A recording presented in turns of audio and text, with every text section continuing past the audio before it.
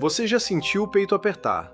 Aquela sensação de puxar o ar e ele não vir inteiro. Muita gente resolve isso com um aparelhinho pequeno. Aperta, respira e em segundos volta a respirar normal. Mas você já parou para pensar no que realmente sai daquele objeto quando você aperta o botão? Antes de te mostrar o que ninguém te contou sobre esse objeto que várias pessoas usam todos os dias, se inscreve aqui no canal.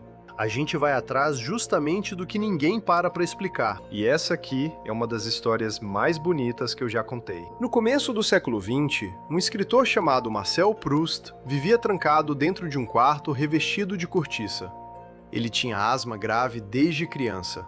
Naquela época, respirar mal quase todos os dias era normal para ele. Quando faltava ar, ele queimava um pó especial dentro do quarto e deixava a fumaça tomar conta do ambiente. Em outros momentos, fumava um cigarro que o próprio médico recomendava contra a asma. E sim, aquilo realmente ajudava a abrir as vias aéreas dele. O problema é que respirar fumaça também trazia substâncias que fazem mal ao pulmão a longo prazo. Proust estava, sem saber, trocando um problema por outro. E ele não era o único. Durante décadas, esse tipo de fumigação foi vendido como tratamento sério para quem sofria de falta de ar. Hoje ninguém mais precisa encher o quarto de fumaça para respirar melhor. Existe um aparelho pequeno que cabe na palma da mão e resolve isso em poucos segundos, sem fumaça nenhuma. Mas eu te prometo, tem uma parte disso que ninguém nunca te contou. Quando você aperta o inalador, parece que sai uma fumacinha, parecida com aquele sprayzinho de cabelo. Só que não é fumaça, é uma nuvem de partículas minúsculas de remédio, tão pequenas que boa parte delas nem dá para ver. Alguns aparelhos guardam esse remédio num líquido sob pressão e disparam ele para fora. Outros usam um pozinho seco, que só vira nuvem quando você mesmo puxa o ar com força. Tem até versão que transforma remédio líquido em névoa, usando vibração. Formas diferentes de resolver o mesmo problema. Colocar o remédio para dentro do seu peito. E aqui está o pulo do gato. O aparelho não sabe exatamente onde aquele remédio vai parar dentro do seu pulmão. Quem decide isso é a física. O tamanho de cada partícula, a velocidade que ela sai e até a força com que você respira, tudo isso muda o caminho que o remédio percorre lá dentro. Partícula grande demais bate logo na entrada, na garganta, nos primeiros tubos. Partícula pequena o suficiente consegue seguir o fluxo de ar e chegar bem mais fundo, perto de onde o oxigênio realmente entra no sangue. Existem até simulações de computador hoje em dia que testam o caminho de milhões dessas partículas dentro de modelos de pulmão, só para entender melhor onde cada uma delas acaba pousando. Agora volta para o estramônio, aquela planta que Proust queimava sem saber o que estava fazendo. Ela tem uma substância que trava certos sinais dos nervos, os mesmos sinais que mandam o músculo ao redor das vias aéreas se fechar. Proust estava, sem entender nada de ciência, respirando uma molécula que fazia exatamente o que os remédios modernos fazem até hoje. A diferença é que a ciência não parou aí. Primeiro, a gente descobriu qual substância dentro da planta estava funcionando. Depois, isolou só aquela parte. Depois, aprendeu a fabricar ela em laboratório, sem precisar queimar planta nenhuma, e foi ficando cada vez mais preciso. E existe outra coisa que mudou bastante nos últimos anos. Durante muito tempo, todo mundo tratava a asma como se fosse sempre a mesma doença. Aperta o peito, usa o inalador de alívio, resolve na hora. Só que hoje sabemos que usar só esse tipo de inalador, sem nada que trate a inflamação por trás, pode até ser perigoso.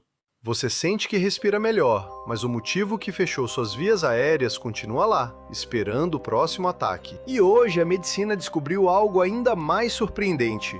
A asma não é uma doença só, é várias doenças diferentes que causam o mesmo sintoma. Em algumas pessoas é o sistema de defesa do corpo reagindo forte demais a certas substâncias. Em outras, o motivo é completamente diferente. E existe uma versão prima dessas doenças, a bronquite crônica e o enfisema, que também deixam a pessoa sem ar, só que por outro caminho. Os próprios saquinhos de troca de oxigênio no pulmão vão se rompendo aos poucos, geralmente depois de anos respirando fumaça ou partículas irritantes. Por causa disso, surgiram remédios que não abrem simplesmente as vias aéreas. Eles vão atrás de uma molécula específica do sistema imunológico e bloqueiam só ela. Existe até um remédio aprovado recentemente na Europa para determinados casos de asma grave. que precisa ser aplicado só uma vez a cada 6 meses. E para quem sofre da versão que atinge os saquinhos de troca de oxigênio, já existe inalador único, capaz de carregar 3 remédios diferentes ao mesmo tempo, cada um atacando a doença por um ângulo distinto. Pensa nisso. Proust precisava encher o quarto de fumaça repetidas vezes, quase todos os dias, só para tentar respirar. Hoje, algumas pessoas resolvem uma parte do problema de asma grave com uma única aplicação a cada meio ano. Essa distância entre uma coisa e outra é gigante. E o próprio inalador comum está mudando. Já existem versões digitais que registram quando você usou, quantas vezes usou e até como foi sua respiração naquele momento, guardando essas informações para mostrar ao médico depois. Um estudo recente descobriu que só o fato de a pessoa saber que está sendo acompanhada já ajudou a manter o controle da asma por um ano inteiro. Mas nem tudo nessa história é só avanço. Alguns tipos de inalador spray usam gás pressurizado para empurrar o remédio para fora, parecido com aquele laquê de cabelo. E esse gás tem um impacto no clima que a maioria das pessoas nunca imaginou. Você aperta, vê uma nuvenzinha pequena e nem passa pela cabeça que aquilo carrega uma química que pesa lá fora, no meio ambiente. Por isso, várias empresas estão correndo para trocar esse gás por versões que causam menos impacto. E isso afeta muita gente. São mais de 260 milhões de pessoas convivendo com asma no mundo, e outras centenas de milhões enfrentando a versão que ataca os pulmões aos poucos. É como se praticamente a população inteira de um país enorme dependesse desse aparelhinho de bolso para respirar direito todos os dias. Da próxima vez que você ver alguém usando o inalador ou usar o seu, pensa no tanto de coisa que precisou acontecer para aquilo existir. Mais de 100 anos de gente tentando descobrir como colocar a substância certa exatamente no lugar certo dentro do seu pulmão. Um problema que começou com um homem trancado num quarto cheio de fumaça e que hoje cabe dentro de um aparelho do tamanho da sua mão, pronto para funcionar em poucos segundos.